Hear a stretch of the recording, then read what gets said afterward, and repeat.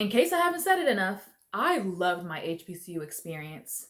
It's Wednesday, so you know what that means. As Dr. Jones, it's my duty to give you insights about my unfinished journey. But as Chelsea, it's my obligation to keep it transparent.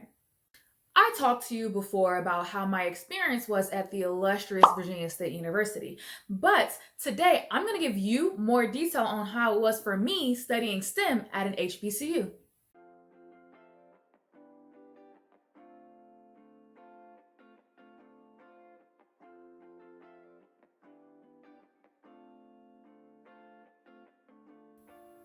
Take a moment and subscribe to my channel and follow me on the socials. Now, let's get into it. In the My HBCU Experience video, I briefly touched on academics. I didn't get into too much detail about being in STEM at an HBCU though, so we'll chat about that now. Starting with, what was my major? Originally, I was accepted as a psychology major, then switched to actuarial science before beginning my freshman year. Actor who? Yeah, I didn't know what it was before that either. All I knew was that they did statistics and made money. But if you must know, Google says that actuarial science applies math and stats to assess risk in finance, insurance, and other industries. During my first year, we had an actuary come give a talk, and he highly recommended that we also study computer science. I was already taking a comp sci class and I was enjoying it, so I decided to double major. People often assume that the rigor of programs at HBCUs is different than at PWIs, and I think that they assume this because the cultural climate of the classrooms aren't the same. Math is universal and the fundamental concepts have been around for centuries. So please, explain to me how learning these concepts is less rigorous just because it's at an HBCU. Anywho, as I mentioned in my previous video, the professors that I had at VSU were nothing short of nurturing, and many of them will go out of their way to provide additional opportunities to their students. Okay, you're thinking, that's their job. But not really. They weren't required to find funding and drive a group of students to a conference 3 hours away, or to buy us lunch when they heard that we hadn't eaten all day. And yet, they did. Both the math and computer science departments were pretty small compared to other schools, yet the faculty and staff worked really hard to provide amazing experiences.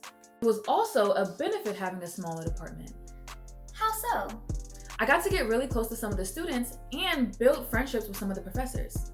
We all already know the benefits of having smaller class sizes, but we don't talk enough about the fact of having a solid lineup for professors. What I mean is, knowing that you'll have to take the same professor for multiple classes. What if you don't like the professor? Ah, you got me. It is a problem, but it's easily solved. You'll get to know their teaching style, and because the department is so small, you're gonna know a student who's taken their class before. You can ask for tips, tricks, and notes from some of these students. It never felt like it was a competition between us. More so, we were always rooting for one another and lifting each other up when we could. The best part about studying math at a HBCU was that as I was learning, there was always an element of Black culture and history. No, we didn't have history lessons during abstract algebra. We did, however, have students and faculty who always brought their authentic selves into every space, and we had organizations that melded math with our history and our personal experiences. Honorable mention. With the opportunities that's offered to all college students, we had some people who would vet some of these opportunities to let us know if they were safe or unsafe environments for people of color. Because we can't just flat out ask and get an honest answer about these type of things, it's helpful to hear what others had experienced. Studying statistics at an HBCU built my confidence and self-esteem. It not only made me feel like I belonged in the math world, but that I belonged there as a Black woman. I never felt pressured to water down my Blackness or femininity to fit the conventional idea of what a statistician was supposed to be. If anything, I was encouraged to bring those attributes about myself into the spaces that I occupied. Till this day, when I think of home away from home, Hunter Mack's tutoring lab comes to mind. The whiteboards that filled the room and the people that brought life and warmth into it. I hope that I was able to convince you to go to an HBCU, or that I gave you a positive perspective on what it provides to those they serve.